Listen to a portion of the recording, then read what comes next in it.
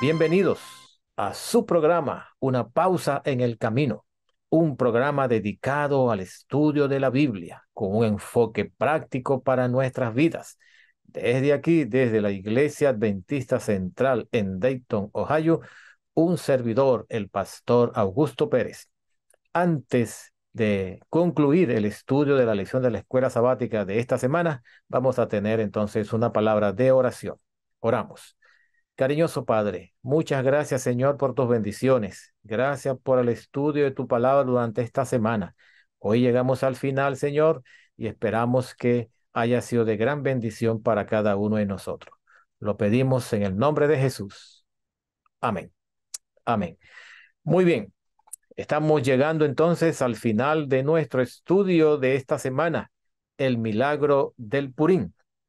Quiero decirles, mis queridos hermanos, que los comentaristas y los eruditos estudiosos de la palabra de Dios llevan milenios tratando de señalar que el nombre de Dios no aparece en el libro de Esther.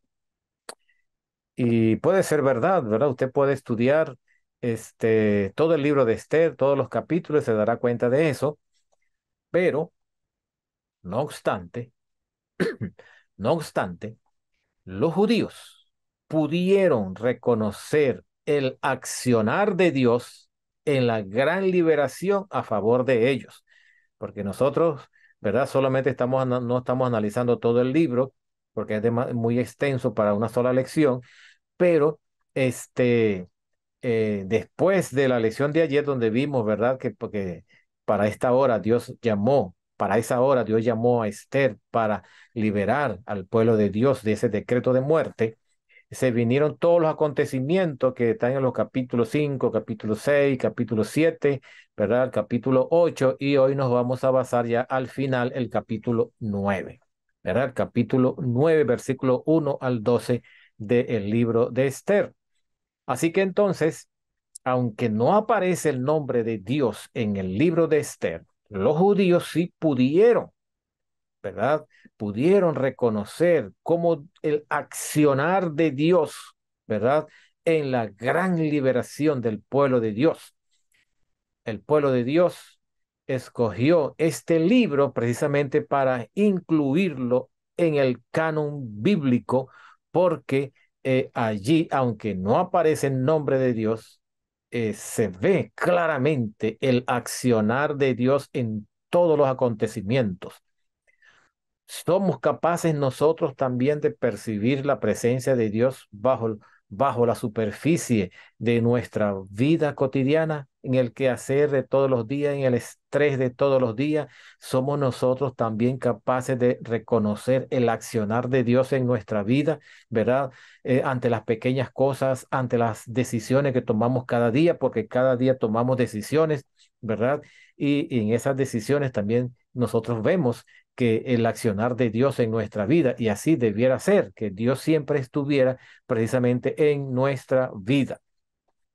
Ahora bien, encontramos en el capítulo 9 del libro de Esther, ¿verdad? Que dice allí el versículo 1: en el mes duodécimo, que es el mes de Adar, a los 13 días del mes del mismo mes, cuando debía ser ejecutado el mandamiento del rey y su decreto, el mismo día en que los enemigos de los judíos esperaban enseñorearse de ellos, sucedió lo contrario, porque los judíos se enseñorearon de los que los aborrecían.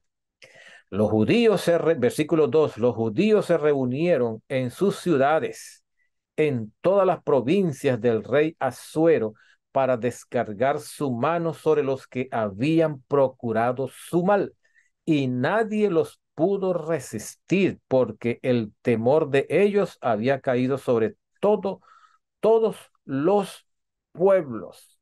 Vemos allí entonces, el versículo 2, los judíos se reunieron precisamente en sus ciudades, es decir, donde hubiera judíos, ¿verdad? Se reunieron precisamente para hacerle frente al enemigo. Se destaca aquí el carácter defensivo del proceder de los judíos. Solo procedieron en contra de los que sabían que eran sus enemigos.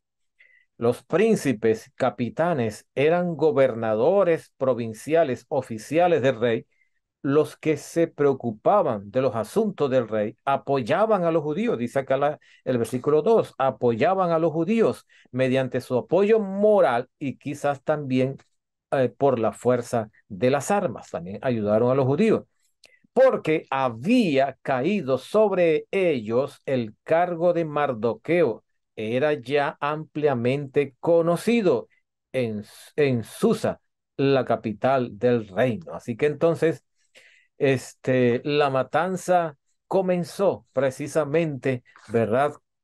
Para aquellos enemigos de los judíos que habían tratado de destruirlo, pero todo se invirtió por la gracia y la gloria de nuestro Dios. Y precisamente dice allí la escritura en el versículo 10, de allí del libro del capítulo 9, dice, los 10 hijos de Amán, hijo de Amedata, enemigo de los judíos, pero no tocaron sus bienes. También murieron los 10 hijos de Amán. El mismo día se le dio cuenta al rey acerca del número de los muertos en Susa, capital real. En las guerras antiguas se acostumbraba a contar la cantidad de muertos, la cantidad de muertos registrada para registrar su número exacto. Parece que en esta ocasión solo se hizo un cálculo aproximado. Sin embargo, el rey procuró estar informado de lo que estaba sucediendo, ¿verdad? Y dice acá entonces que en la capital, en Susa, murieron 500 enemigos del pueblo judío. Y después de esto, después que los judíos se enfrentaron a sus enemigos y los destruyeron, ¿verdad? Solamente en la capital, en Susa, murieron 500. Entonces ellos descansaron, es decir, vencieron definitivamente a sus enemigos. La versión de los 70 dice que en todo el reino murieron unos 15,000, pero el hebreo quizás pueda traducirse en 1075, que es una cantidad más aceptable, ¿verdad? Este, Según nos lo dicen acá los comentadores. Así que Mardoqueo envió cartas entonces para guardar el Purín, el Purín. ¿Y qué es el Purín? Los judíos tomaron la palabra persa pur, que significa suerte, y le dieron un plural hebreo.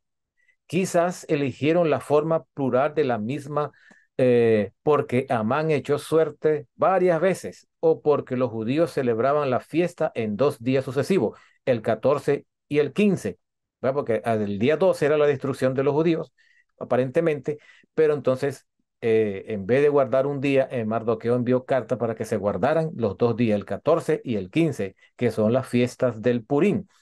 Así que entonces el Purín, y es más, esto se consideró tan importante que en la segunda carta de Mardoqueo se puso como obligatorio. Por eso es que toda la nación judía, hebrea, guardaba precisamente estos 2 días como festivo de su liberación, ¿verdad? De aquel decreto de muerte y cómo Dios había actuado en favor de ellos.